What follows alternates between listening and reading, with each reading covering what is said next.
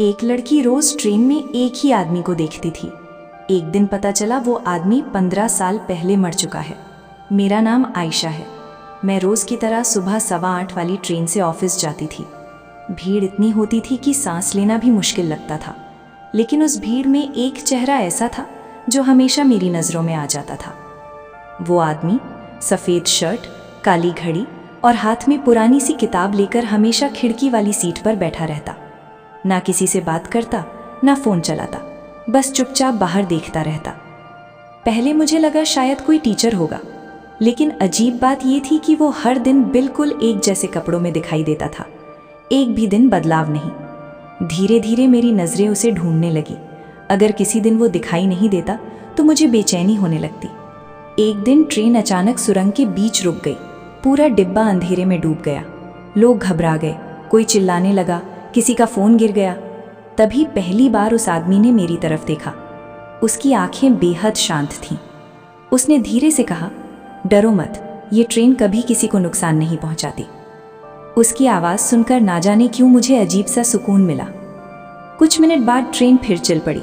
Station आया और वो आदमी हमेशा की तरह उतर गया, लेकिन उस दिन जाते जाते उसने पीछे मुड़कर मुझे देखा और हल्की सी मुस्कान दी। उस रात मैं उसे बार बार सोचती रही। अगले दिन मैंने तय किया कि आज उससे बात करूंगी। ट्रेन आई, वो फिर उसी सीट पर बैठा था। मैं धीरे धीरे उसके पास जाकर बैठ गई। दिल बहुत तेज धड़क रहा था। मैंने पूछा, आप रोज़ इसी ट्रेन में आते हो? वो हल्का सा मुस्कुराया, हाँ, पिछले 15 साल से। उसका जवाब सुनकर मुझे थोड़ा अजीब लगा, लेकिन मैंने ज़्यादा ध्यान नहीं दिया। धीरे धीरे हमारी बातें होने लगी। उसका नाम आर्यन था। उसे किताबें पसंद थीं, बारिश पसंद थी और पुराने गाने सुनना बहुत अच्छा लगता था। लेकिन एक बात हमेशा अजीब लगती थी। जब भी ट्रेन किसी सुरंग से गुजरती, उसका चेहरा बदल जाता। वो अचानक खामोश हो जाता। एक दिन मैंने पूछ ही लिया, तुम हमेशा इतने उदास क्यों हो जाते हो? उसने मेरी तरफ देखा और धीमी आवाज़ में बोला, क्योंकि मेरी मंजिल कभी नहीं आई। मैं कुछ समझ नहीं पाई। फिर उसने जेब से एक पुरानी फ़ोटो निकाली। उस फोटो में वो एक लड़की के साथ खड़ा था। दोनों बहुत खुश दिख रहे थे। मैंने पूछा, ये कौन है? उसकी आंखें भर आईं। वो बोला, जिस दिन मैं उससे मिलने जा रहा था, उसी दिन ये ट्रेन हादसे का शिकार हो गई। मेरे हाथ कांपने लगे। मैंने धीरे से पूछा, फिर तुम बच कैसे गए? उसने मेरी आंखों में देखा और पहली बार उसकी मुस्कान गायब हो गई। वो बोला, मैं बचा ही नहीं। इतना सुनते ही मेरे शरीर में सिहरन दौड़ गई। उसी वक्त ट्रेन अगले स्टेशन पर रुकी। मैं डरकर तुरंत नीचे उतर गई। पीछे मुड़कर देखा तो वो आदमी खिड़की के पास खड़ा मुझे ही देख रहा था। लेकिन अगले ही पल ट्रेन चलने लगी और वो अचानक गायब हो गया। पूरी रात मैं सो नहीं पाई। बार बार वही आवाज़ कानों में गूंज रही थी, मैं बचा ही नहीं। अगले दिन मैं सीधे रेलवे ऑफिस पहुंच गई। मैंने पुरानी ट्रेन हादसों का रिकॉर्ड देखने की जिद की। बहुत देर बाद एक बुजुर्ग कर्मचारी ने 15 साल पुरानी फाइल निकाली। फाइल खोलते ही मेरे हाथ सुन पड़ गए। उसमें एक फ़ोटो लगी थी, सफ़ेद शर्ट, काली घड़ी, हाथ में वही पुरानी किताब। वो आर्यन था। फाइल के नीचे लिखा था, 15 साल पहले सुरंग के पास हुए ट्रेन हादसे में मृत्यु। मेरी आंखों से आंसू निकल पड़े। लेकिन असली डर अभी बाकी था, क्योंकि फाइल के आखिरी पन्ने पर एक लाइन और लिखी थी, कुछ यात्रियों ने हादसे के बाद भी उसे ट्रेन में देखने का दावा किया है। अगले दिन भी मैं उसी ट्रेन में गई। दिल में डर था, लेकिन कहीं ना कहीं उम्मीद भी थी कि शायद वो फिर दिखाई दे। ट्रेन धीरे धीरे प्लेटफॉर्म पर आई। लोग हमेशा की तरह भागते हुए अंदर चढ़ रहे थे। मैं कांपते हुए उसी डिब्बे में गई और मेरी नज़र सीधे खिड़की वाली सीट पर गई। लेकिन आज वो सीट खाली थी। पहली बार मुझे अजीब सा दुख हुआ। मैं चुपचाप जाकर वहीं बैठ गई। ट्रेन चल पड़ी। हर स्टेशन पर मेरी नज़र दरवाजे की तरफ जाती, शायद वो अचानक आ जाए, लेकिन वो नहीं आया। तभी मेरे पास बैठे एक बूढ़े आदमी ने अचानक पूछा, बेटी, तुम किसी को ढूंढ रही हो क्या? मैं थोड़ा घबरा गई। मैंने धीरे से कहा, जी, एक लड़का आता था यहाँ, सफ़ेद शर्ट पहनता था। इतना सुनते ही बूढ़े आदमी का चेहरा बदल गया। उसने कांपती आवाज़ में पूछा, उसके हाथ में पुरानी किताब भी होती थी? मेरे शरीर में सिहरन दौड़ गई। मैंने तुरंत कहा, जी, आप जानते हो उसे? बूढ़ा आदमी कुछ सेकंड चुप रहा, फिर बोला, 15 साल पहले मैं भी इसी ट्रेन में था। मेरी सांसें रुक गईं। वो आगे बोला, उस हादसे वाले दिन एक लड़का बार बार चिल्ला रहा था कि ट्रेन रोक दो, सुरंग के आगे खतरा है, लेकिन किसी ने उसकी बात नहीं मानी। मैं ध्यान से उसकी बातें सुन रही थी। फिर कुछ ही मिनट बाद ट्रेन पटरी से उतर गई। बहुत लोग मर गए और वो लड़का भी। मेरे हाथ ठंडे पड़ गए। मैंने डरते हुए पूछा, उसका नाम आर्यन था? बूढ़े आदमी ने धीरे से सिर हिला दिया। मेरी आंखों के सामने सब घूमने लगा।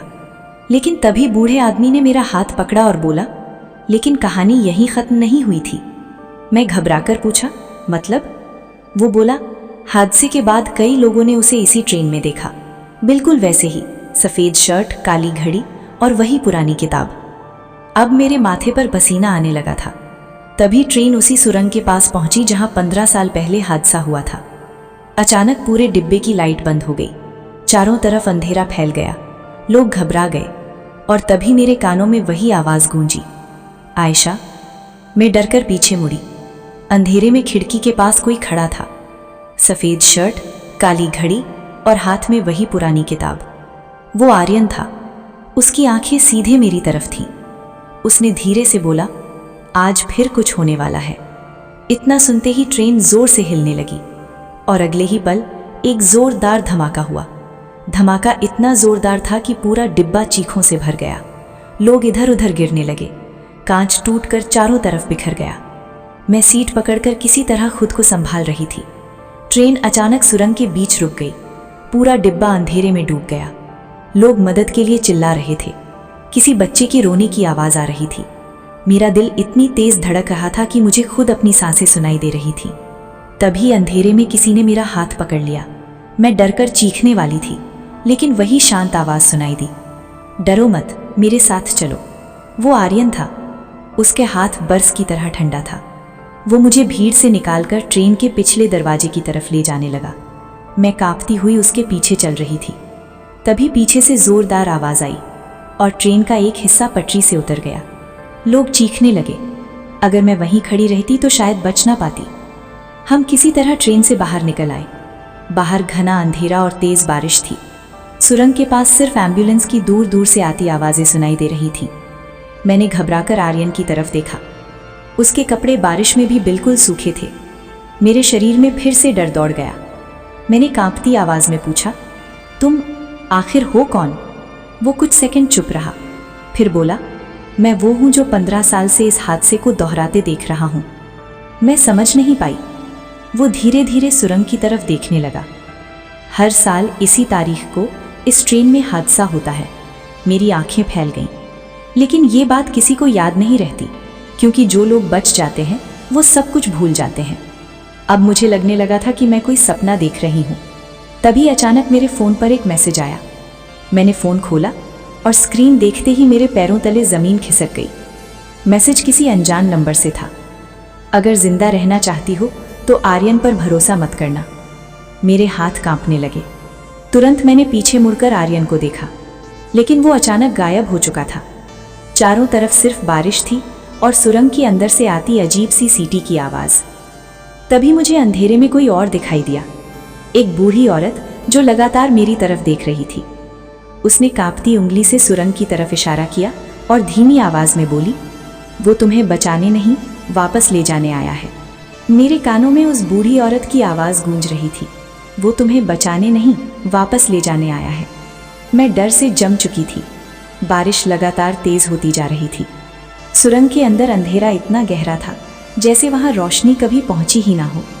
मैंने कांपती आवाज़ में पूछा, आप कौन हो? बूढ़ी औरत धीरे धीरे मेरे करीब आई। उसकी आंखें लाल थीं और चेहरा डर से भरा हुआ। वो बोली, 15 साल पहले मैंने अपने बेटे को इसी ट्रेन में खोया था। मेरी सांसें रुक गईं। उस दिन हादसे में बहुत लोग मरे थे, लेकिन कुछ लोग कभी इस दुनिया से जा ही नहीं पाए। मैं कुछ समझ नहीं पा रही थी। तभी अचानक सुरंग के अंदर से किसी के कदमों की आवाज़ आने लगी। टप टप टप। मेरे हाथ पैर कांपने लगे। अंधेरे से धीरे धीरे एक परछाई बाहर आई। सफ़ेद शर्ट, काली घड़ी और हाथ में वही पुरानी किताब। वो आर्यन था। अब उसका चेहरा पहले जैसा शांत नहीं था। आंखों के नीचे काले निशान और होठों पर अजीब सी मुस्कान। वो सीधे मेरी तरफ देख रहा था। मैं पीछे हटने लगी। तभी वो धीमी आवाज में बोला, तुम्हें यहाँ नहीं आना चाहिए था आयशा। बूढ़ी औरत अचानक चिल्लाई, झूठ मत बोल, इसे सच बता। अचानक हवा बहुत तेज चलने लगी। सुरंग के अंदर अजीब सी आवाजें गूंजने लगीं। आर्यन ने गुस्से में उस औरत की तरफ देखा और अगले ही पल वो औरत मेरी आंखों के सामने हवा में उछलकर दूर जा गिरी। मैं डर के मारे चीख पड़ी। अब मुझे समझ आ चुका था आर्यन इंसान नहीं था। मैं भागने लगी। बारिश में फिसलते हुए मैं सड़क की तरफ दौड़ रही थी, लेकिन पीछे से वही आवाज लगातार मेरे करीब आ रही थी, आयशा रुको। मैंने पीछे मुड़कर देखा। आर्यन बिना दौड़े ही मेरे बेहद करीब पहुंच चुका था। उसका चेहरा अब पूरी तरह बदल चुका था। आंखों के नीचे काले निशान और होठों पर अजीब सी मुस्कान। वो बोला, मैंने तुम्हें चुना है। मेरे कदम